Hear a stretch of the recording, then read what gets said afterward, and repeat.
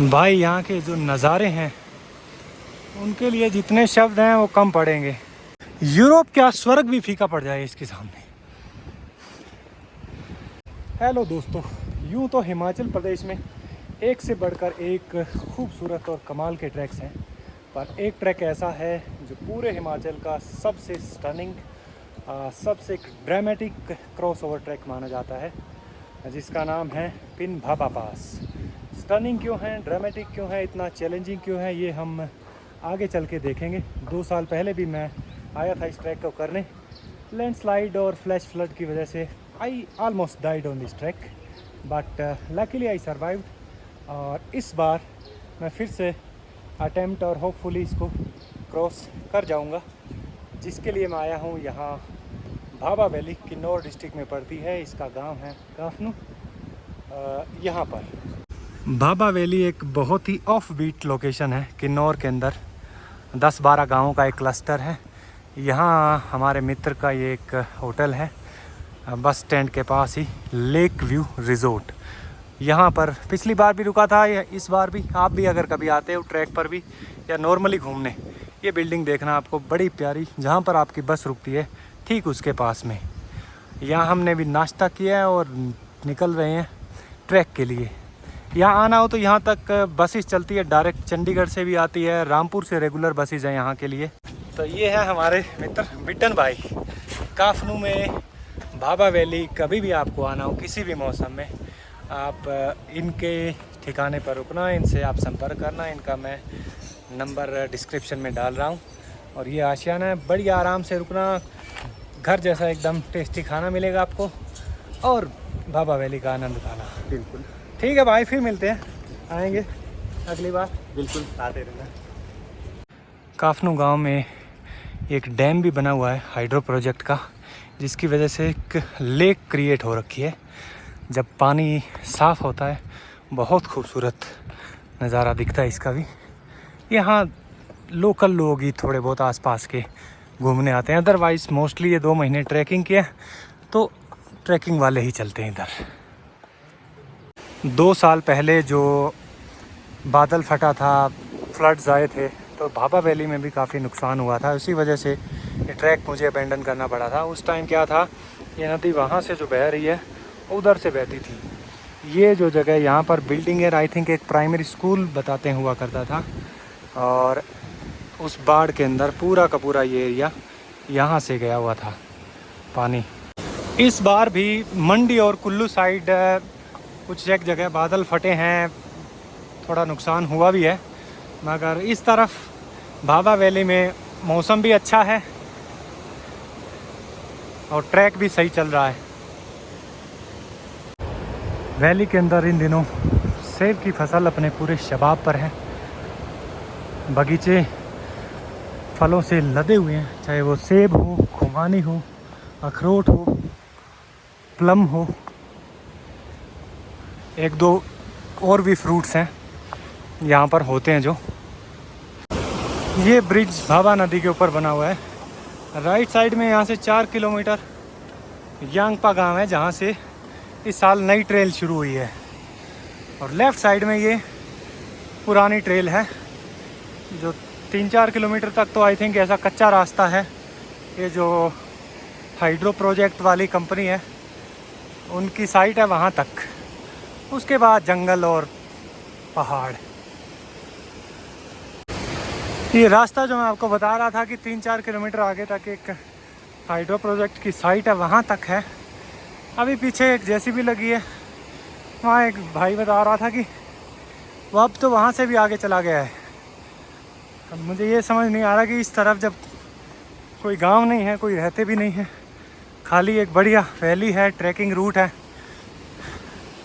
उधर ये सड़क बनाने की क्या ज़रूरत है।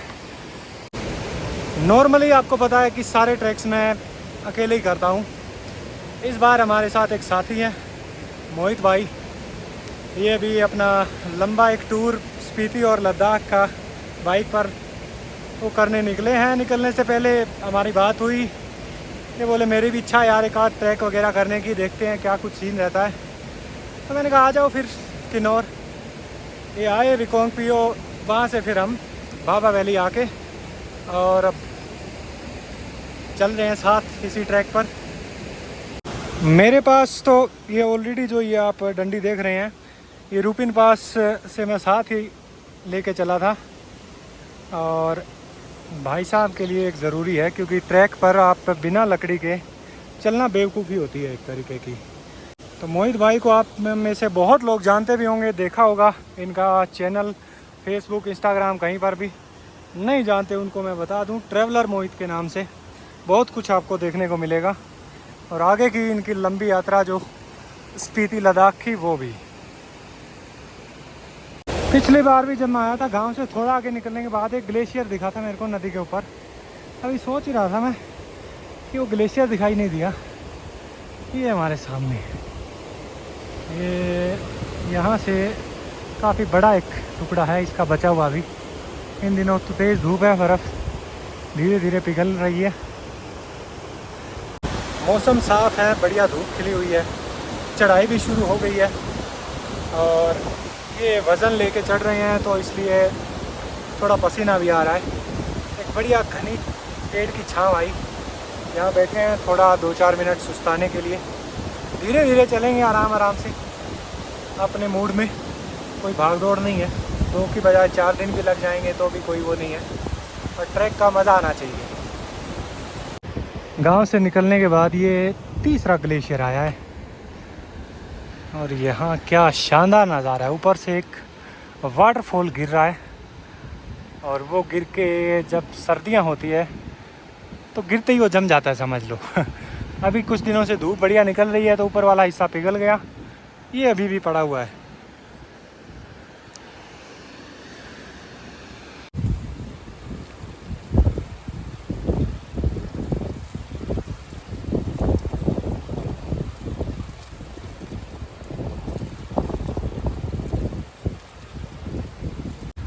पहाड़ों में ये मज़ा है, आप चलते रहो, जहाँ पर भी आपको पानी की कमी महसूस हुई बोतल खाली हो गई, या तो इस तरीके का कोई सोर्स मिल जाएगा, नहीं तो इस तरीके की नाली धारा बहती हुई दिखेगी, जहाँ आप आराम से अपना वाटर रिफ़िल कीजिए बोतल को और चलिए। एकदम बढ़िया फ्रेश ठंडा ठंडा, फ्रिज में भी इतना ठंडा पानी नहीं मिलता।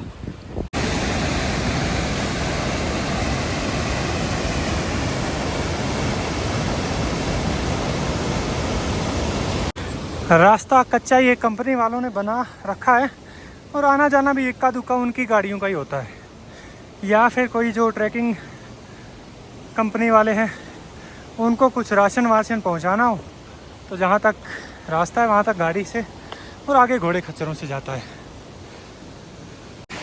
धूप थी, अब थोड़े थोड़े बादल हो गए हैं। हरियाली देखो कितनी शानदार, सावन का महीना शुरू हो गया है। यहाँ ऑलरेडी 1-1.5 महीने से पहाड़ों पर बर्फ़ पिघल रही है, तो जहाँ जहाँ पर जगह खाली होती है हरी भरी घास उगने लगती है।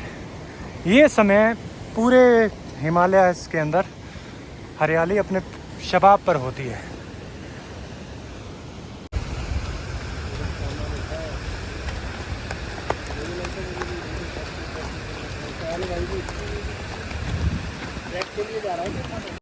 ये पोर्टर्स जा रहे हैं किसी ट्रैकिंग कंपनी का सामान लेके। ये 3 खच्चर हैं, 2 सिलेंडर लदे हैं इनमें, बाकी राशन है, चावल, कुछ स्लीपिंग बैग्स। ये कच्चे रास्ते पर चलते चलते हम एक पड़ाव पार कर चुके हैं आज का। सारी की सारी चढ़ाई थी, चढ़ाई आगे भी रहेगी, मगर इसमें पॉइंट है आगे जो कंस्ट्रक्शन दिख रही है आपको, ये जो हाइड्रो प्रोजेक्ट वालों का जहाँ तक इन्होंने रास्ता बना रखा था, आगे भी हो सकता है शायद। और उस तरफ आप देख रहे हैं उधर से ये ट्रेल आती है उस दूसरे गांव से, जो थोड़ा आगे जाके इसी में मिल जाएगी। और यहाँ इस ट्रैक पर इस तरीके के नाले हैं, आगे आएंगे जो कि सारे के सारे हमको पार करने हैं। ऊपर से नज़ारा बहुत शानदार है। सबसे ऊपर आप देखोगे तो ग्लेशियर है जमा हुआ है, वहाँ से वो धीरे धीरे पिघल पिघल के धार फूटती हुई ये पानी का नाला यहाँ आके और नदी में मिलता है।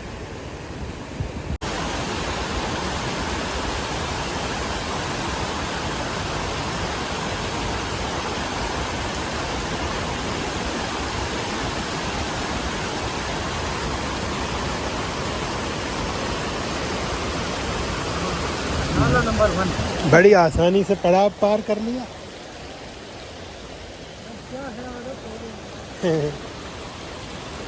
2 साल पहले जब मैं आया था तो यहाँ पर रास्ता ख़त्म हो जाता था, असल में उधर ही, और यहाँ तक इधर से पानी बहता था नदी का।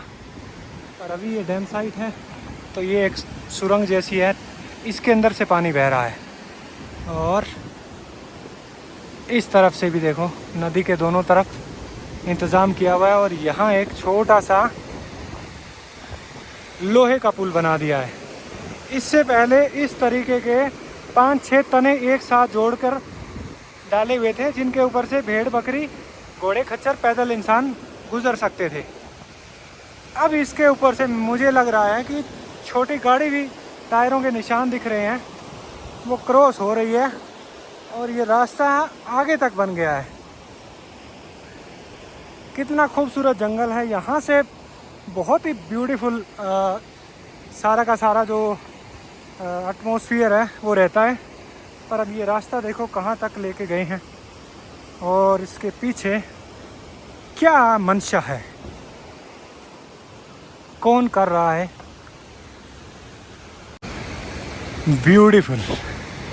यहाँ आके अब थोड़ा सुकून मिला है कि पीछे ओपन स्पेस में चल रहे थे और जंगल का इलाका जो है उसकी वाइब भी अलग होती है।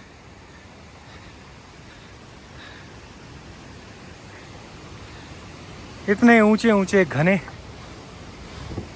देवदार के दरख्त हैं, उस तरफ ये जो थोड़े और हल्के हरे दिख रहे हैं वो एक और कैटेगरी है। पर सारा का सारा जो सिनेरियो आप देख रहे हैं स्क्रीन पर, मज़ा बहुत आता है जब आप ऐसी जगह पर ट्रैवल करते हो, ट्रैकिंग करते हो, कैंपिंग करते हो।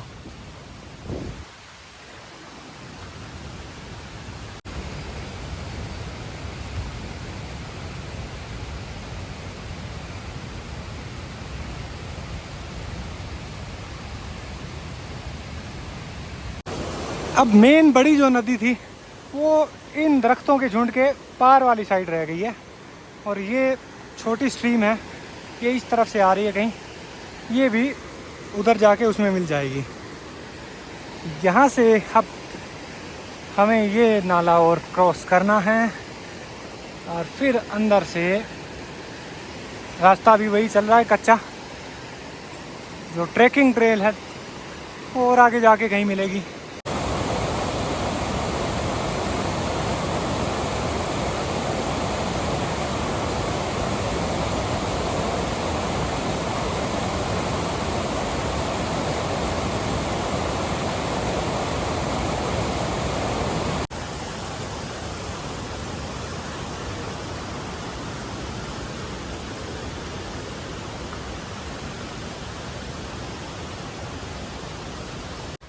अभी तक नदी का शोर लगातार हमारे कानों में गूंज रहा था जब तक हम उसके पैरेलल चल रहे थे। जैसे ही फॉरेस्ट एरिया शुरू हुआ है, क्या ठीक है, छोटी मोटी स्ट्रीम की दूर से आवाज़ सुनाई देती है, अदरवाइज़ एकदम शांत। पहले जो ओरिजिनल ट्रेल थी वो उधर से आके यहाँ ये कुछ लकड़ियाँ रखी हुई है, एक पुल है, यहाँ क्रॉस होके और इधर से फिर ये रूट था। अब जो गाड़ी वाला रास्ता है वो उधर अंदर ही अंदर कहीं जाएगा और हमने सोचा है कि अब एक प्रॉपर ट्रैकिंग ट्रेल फॉलो की जाए। असल जो मज़ा है ट्रैकिंग का घने जंगलों में वो ऐसी ही पगडंडियों से है। और जंगल देखो यार आप,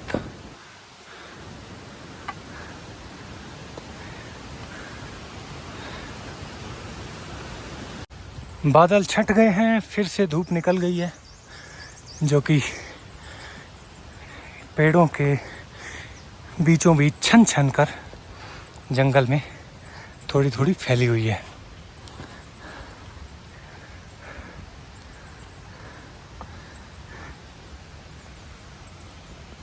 घने जंगल में चलते चलते एक छोटा सा मीडू आया है। यहाँ भी गायें चर रही है। हर ट्रैक पर आपको गायें चरती हुई मिलेंगी। ये गायें हैं नीचे गांव के जो लोग हैं भाभा वैली के, उनकी। जो दूध वाली हैं वो घरों में रहती है, और जो दूध देना बंद कर चुकी है वो खुले में जंगल में छोड़ देते हैं 3-4 महीने चरने के लिए। इधर ही चरती हैं ये, इधर ही रात को ये जो आई थिंक मेड़बंदी कर रखी है उस तरफ रेस्ट करते हैं। और इस तरफ एक छोटा तंबू लगा है, लिखा हुआ मैगी पॉइंट। लास्ट टाइम आया था तब यहाँ नहीं था, अभी तो है। चलो देखते हैं, एक कप चाय हो जाए, और नहीं तो। जगह बहुत प्यारी है ये। इधर जंगल है, खूब ऊंचा पहाड़ है, और इस तरफ पूरा का पूरा जंगल का एरिया है। ब्यूटीफुल। इस खूबसूरत घने हरे भरे जंगल के बीच इनका आशियाना है। ये पाइप इधर डाल के इन्होंने पानी का इंतज़ाम किया हुआ है। गाय इधर भी चल रही है, और ये इनका तंबू, किचन टेंट, और उधर एक शेल्टर टेंट है। बैठ के कोई ट्रैकर्स आते हैं तो उनके लिए सारा का सारा नेचुरल सिस्टम है, लकड़ से ही बैठने का, लकड़ ही टेबल है। इसी साल बता रहे हैं भाई ये इन्होंने शुरू किया है। लो जी, भाई ने बढ़िया मैगी बना दी है। वैसे नॉर्मली मैं मैगी अवॉइड ही करता हूँ, खाता ही नहीं हूँ कभी, पर ट्रैकिंग में ऐसी जगहों पे जहाँ कुछ भी ना मिले तो उससे तो ठीक ही है। और इसमें भी फिर हमने बोला कि प्याज, टमाटर, गोभी वगैरह खूब दबा के डालना, तो ये ऐसा लगे कि सब्ज़ी में मैगी थोड़ी सी डाली हुई है। यहाँ भी भाई के पास हम रुके तो इन्होंने बताया कि इधर जो भाभा वैली के लोग हैं, इनकी एक कमेटी है जो कि एक पर्ची कटती है, जिसकी 100 रुपये पर टेंट पर डे। और इसका पर्पज़ ये है कि जब भी ये पूरा ट्रैक ख़त्म होता है तो गांव के कुछ युवक ऊपर जाते हैं, और जहाँ जहाँ कैंप साइट है वहाँ पर अगर कहीं किसी ने कचरा छोड़ा भी है तो वो साफ़ सफाई करके सारा वापस नीचे लेके आते हैं। तो इस जगह की जो नेचुरल ब्यूटी है, क्लीनलीनेस है, मेंटेन रखने के लिए ये एक पर डे पर पर्सन 100 रुपये का चार्ज लगता है। तो जब भी आप आते हो उस ट्रैक पे ये चीज़ आप ध्यान रखना। वहाँ उस ढाबे पर मैगी पॉइंट एक्चुअली थोड़ा विश्राम किया, कुछ खाया, एक कप चाय भी पी मैंने तो, और अब निकल रहे हैं आगे के लिए। मुलिंग पहली कैंप साइट है इस ट्रैक रूट पर, जहां आज हमारा प्लान है कैंपिंग का। थोड़ा समय से पहुंचेंगे तो टेंट लगाने का और अपना खाना बनाने का टाइम भी रहेगा। कितना ज़बरदस्त घना जंगल है। नॉर्मली हर ट्रैक पे मैं आपको बोलता ही रहता हूँ कि मेरा सबसे पसंदीदा स्ट्रेच होता है जब ऐसा घना देवदार का जंगल हो और उसमें से हम चलते हुए जा रहे हैं। इतनी शांति है यहाँ पर, बढ़िया ठंडक जंगल की।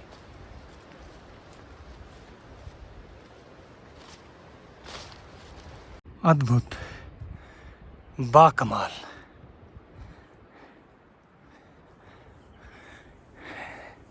इतना बढ़िया जंगल हो ना तो शाम हो जाए, कहीं छोटी मोटी स्ट्रीम धारा बहती हुई हो, पानी का थोड़ा जुगाड़ देख के वहाँ भी टेंट लगाने का बड़ा मज़ा आता है।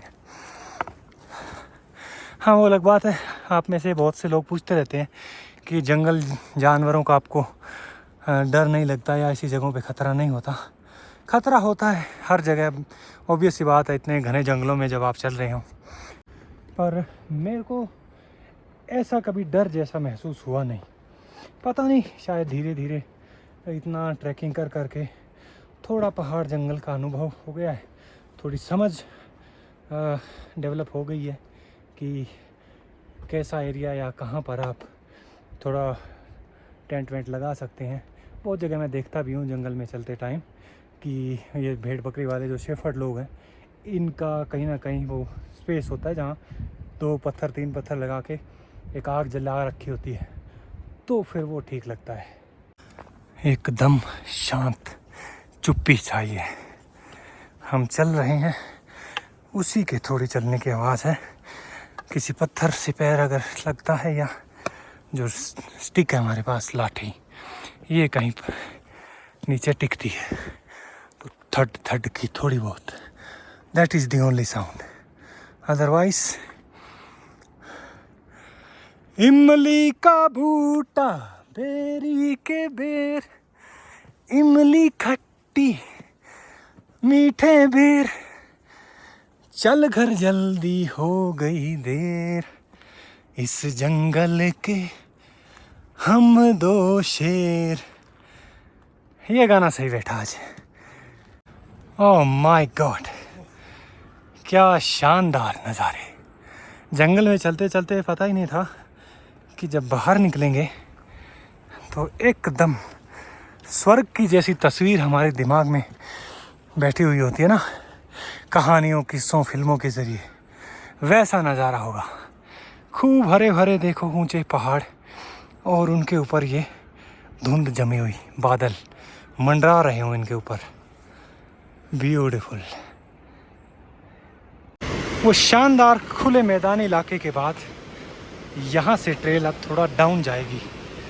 ये पेड़ों का जो झुंड है, नदी पूरे रौद्र रूप में बह रही है क्योंकि यहाँ पूरा टेरेन जो है उबड़ खाबड़, बड़ी बड़ी चट्टानें हैं नीचे, उसकी वजह से यहाँ से नीचे जाके फिर हमको वहाँ उस तरफ चढ़ना है।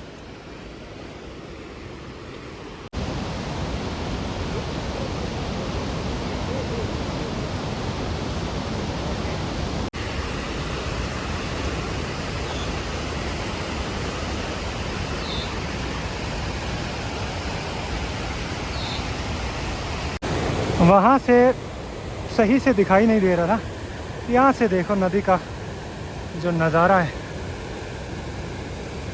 कितनी स्पीड होगी और कितनी क्वांटिटी होगी इस पानी की। बड़े बड़े दरख्त भी इसके अंदर ऐसे तिनके की तरह बह जाते हैं। वाह जी वाह, ये आज के दिन की हमारी आखिरी चढ़ाई समझो। लास्ट में थोड़ा स्ट्रेच था। हाँ हाँ, झंडे भी लगे हैं यहाँ। और ये नज़ारा तो आप देख ही रही हैं, अद्भुत है ना, कमाल। कितनी हरियाली है, कितनी शानदार जगह। यूरोप क्या स्वर्ग भी फीका पड़ जाए इसके सामने।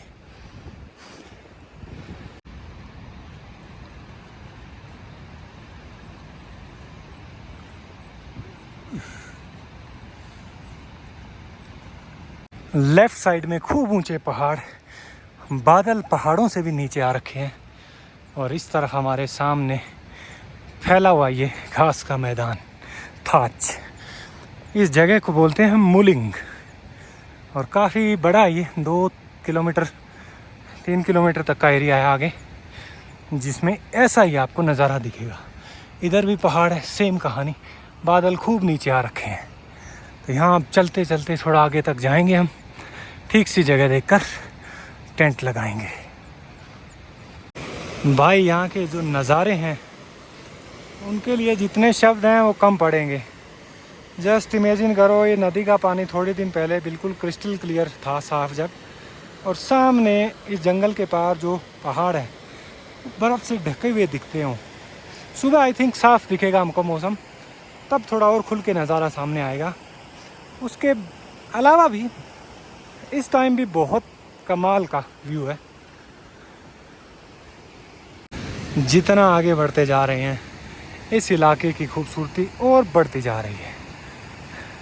अब यहाँ से हम नदी के पार वाली साइड भी देखो, कितना सुंदर मैदान, जंगल हरे भरे, ऊपर फॉग, उनके पीछे बर्फ़, कितने सारे एलिमेंट्स हैं एक ही जगह पर। नदी देखो भाभा नदी बीचों बीच बह रही है। सबसे ब्यूटीफुल जगह है, परफेक्ट कैंपिंग के लिए। आगे हमको लगे हुए भी दिख रहे हैं, वहाँ पर कुछ तंबू, उधर ही चलते हैं, देखते हैं कोई ठीक सी जगह साफ़ सुथरी, वहीं हमारा डेरा लगाएंगे आज।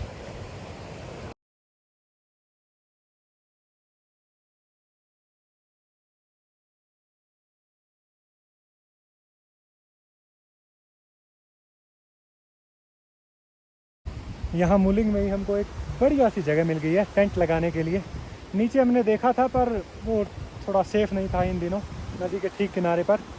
ये बिल्कुल साफ़ जगह है। यहाँ पर एक पतली सी धार आ रही है जिसमें साफ़ पानी भी हमको खाना वाना बनाने के लिए, पीने के लिए मिल जाएगा। और बाकी क्योंकि नदी में पूरा का पूरा इन दिनों बारिश का टाइम है तो गुंदला पानी आ रहा है बड़े बड़े नालों में भी। और यहाँ ऊपर से जब कोई धार आती है कोई उनमें बिल्कुल साफ़ पानी है। मेरे वाला लग गया, भाई साहब वाला भी रेडी ऑलमोस्ट। और अभी दिखाते हैं आपको सारा सेटअप क्या है हमारा। मेरे वाला सिंगल लेयर टेंट है, वो उन्होंने मेरे ख्याल डिकैथलन वाला है। और इसके अंदर अब अपना कीले वीले गाड़नी अभी बाकी है ताकि ये हिले ना हवा में। और फिर बैग में से स्लीपिंग बैग है, मैट है, और ये हमारा राशन खाना वाना बनाने का। अब बहुत से लोग आप में से ये पूछते रहते हैं कि मेरे पास सामान क्या कैरी करता हूँ मैं। टेंट आप देख ही चुके हैं, ये एक बैग है जिसके अंदर मेरा सब सामान आता है। सोने के लिए ये मैट है, ये भी कहीं से भी ले सकते हो आप। योगा मैट है, 300-400 500 1000 उससे भी महंगे आते हैं। ये स्लीपिंग बैग है, ये लिया था मैंने देहरादून पल्टन बाज़ार से। ऐसे दुकान थी स्लीपिंग बैग्स और ट्रैकिंग का सामान। और अभी कुकिंग के लिए मैंने ये मंगवाया है, एक तो ये स्टोव है और वो जो छोटे छोटे कैन आते हैं वो बैग में, वो भी निकालेंगे बनाएंगे तब। और इसके अंदर एक नॉर्मल वाला आता है, एक ये वाला है, ये भी 700-800 रुपये ऐसे आया होगा। इसमें क्या है, ये जो साइड में आप देख रहे हैं, इससे अगर हवा चल रही है तो जो फ्लेम है, आग जल रही है, उसके प्रोटेक्शन हो जाती है। और इसके ऊपर जो है आप खाना बनाने के लिए आपका जो बर्तन, ये भी मैंने अमेज़ोन से ही मंगवाया था। कितना 800-900 का ये सेट ऐसा कुछ था, शायद 1200 का हो सकता है। तो जिसमें ये खाना बनाने के लिए कुछ, और ये भी एक फ्राई पैन जैसा है छोटा सा, इसको खाने के तौर पे भी यूज़ किया जा सकता है, एक थाली के तौर पे। और साथ में ये एक इन्होंने ढक्कन दिया है, इस पे तो नहीं आता, इस पे आएगा ये। और एक दो छोटी छोटी वो दी है कटोरी जैसे, देखो कैसे चलता है, कितना कामयाब होता है ये। और ये है वैसे सिंगल पर्सन का सामान, खाना जो बनाने वाला है। 2 अहम, देखो काम चल पाएगा कि नहीं। इधर राशन है, इसमें प्याज है हमारे पास, इधर टमाटर है, उसमें 2 डब्बे दही के हैं, इधर नींबू अदरक और थोड़ा बहुत चाय पत्ती वगैरह ऐसा कुछ सामान। एक डब्बे में घी है छोटा आधा किलो वाला, और दाल चावल है। वैसे तो हल्की हल्की बूंदें गिर रही है और हम सोच रहे थे कि कैसे किया जाए, खाना बनाए कहाँ। मेरे वाला टेंट भी पिद्दू सा है, छोटा सा, इसके अंदर वो नहीं है, उसमें भी आगे वाला वो स्पेस नहीं है, और वेंटिलेशन वाला काम नहीं है कि अंदर आप गैस जलाओ। फिर इतनी हल्की बूंदें हैं, हमने सोचा चलो बाहर करते हैं ट्राई। और हमारे सामने चैलेंज ये है, राशन सारा है, दाल है, चावल है, प्याज टमाटर मिर्च लहसुन सब लाए हैं हम। ये जो है, अब इसके अंदर जितना कुछ पक पाएगा हमको उतना बनाना है। वैसे ये पूरा भर जाएगा तो 2 लोगों के लिए काफ़ी है, पर पकने के लिए पानी वानी और सारा मटेरियल डालेंगे। तो देखो, आज पहला हमारा वो है दिन, तो करते हैं कुछ एक्सपेरिमेंट। पर भूखे तो नहीं सोएंगे, कम से कम जैसे तैसे करके कुछ तो बनाएंगे। दूसरा, ये गाय हमको बहुत तंग कर रही है, बार बार ये तंबू के आसपास आके खड़े हो जाते हैं झुंड बना के। अब इनको भगाना भी पड़ता है। पूरी धुंध हमारे बिल्कुल नज़दीक आ गई है, हमने भी सिस्टम जमा लिया भाई। घी का डब्बा अपने पास, और इसमें ये कटोरी में थोड़ा थोड़ा प्याज व्याज काट के डाल लिया। कार्रवाई शुरू हो गई है। इसके अंदर दाल और चावल थोड़ा भिगो दिए हैं तो खिचड़ी ही बन सकती है। हम सोच तो ये रहे हैं, बनने के बाद पता चलेगा कि ये क्या आइटम है। कोई नई डिश भी ईजाद हो सकती है आज यहाँ पर। ऐसा कोई ज़्यादा ख़ास बारिश वाला भी नहीं है माहौल, पर जो ये धुंध है हमारे ऊपर से बह रही है, गुज़र रही है। अब ये धुंध की वजह से ये हल्की हल्की फुहारें आ रही है लगातार। कई देर बैठे बैठे जैकेट का एक वाला हिस्सा थोड़ा मुझे लगा कि जैसे भीग भी गया है। तो ये रेनकोट किस काम आएगा मगर बाहर। अब जब तक ये खिचड़ी नहीं पक जाएगी बैठे तो रहना ही है, तो ये पहना जाए और उसके बाद देखते हैं कि क्या बनता है। पहली बार मैं खिचड़ी बना रहा हूँ ज़िंदगी में। दाल, कड़ी, सब्ज़ी ये तो मैंने कई बार बनाए हैं, बहुत अच्छी बनाता भी हूँ मैं पर ये जो खिचड़ी वाला जो मिक्सचर है, this is my first attempt. और ऊपर से दुआ ये है कि बारिश ना हो, अदरवाइज़ जो हाल मेरा रुपेन पास पे हुआ था, टेंट में पानी चला गया था, वो हाल आज फिर होगा। थोड़ा ठीक नहीं है। सब कुछ बढ़िया है, एकदम परफेक्ट। जगह भी अच्छी है, मौसम भी अच्छा है। मौसम मतलब वो वाला मौसम अच्छा नहीं है, वेदर क्लाइमेट वाइज या जो टेम्परेचर वाइज। पर ये जो बूंदाबांदी है, बस ये ना हो तो नज़ारे ही नज़ारे हैं। बूंदाबांदी चल ही रही है। ये देखो आप टेंट की कंडीशन देखो कैसे। आज की रात खिचड़ी भी बन गई है। अब टाइम टाइम से खा के और फिर होते हैं टेंट में दाखिल। अगर लगा मेरे को ज़्यादा गड़बड़ होगी कि पानी अंदर जा रहा है भीग भूगने वाला, तो यहाँ पर एक खंडर जैसी बिल्डिंग दिख रही है, वहाँ जाके पता किया जा सकता है कि क्या सीन है। अगर ऐसा स्पेस हो जहाँ अपना मैट बिछा के स्लीपिंग बैग लेके सोया जा सके। भाई सीन ये है, वो बूंदाबांदी तेज़ हो गई है और हुई जा रही है। टेंट ऑलरेडी मेरा भीग चुका है। अंदर भी आप देख सकते हैं पानी इस तरफ भी आ रखा है और इधर तो ये हाल है। 8 बजे अभी, सारी रात काटनी है। जूते मैंने इस लिफाफे में डाल दिए। बाकी इधर कोई टमाटर नींबू जैसा ऐसा सामान है जो नीचे पड़ा रहेगा, भीगेगा भी तो कोई ख़तरा नहीं है। चूल्हा इसके अंदर पैक कर दिया है।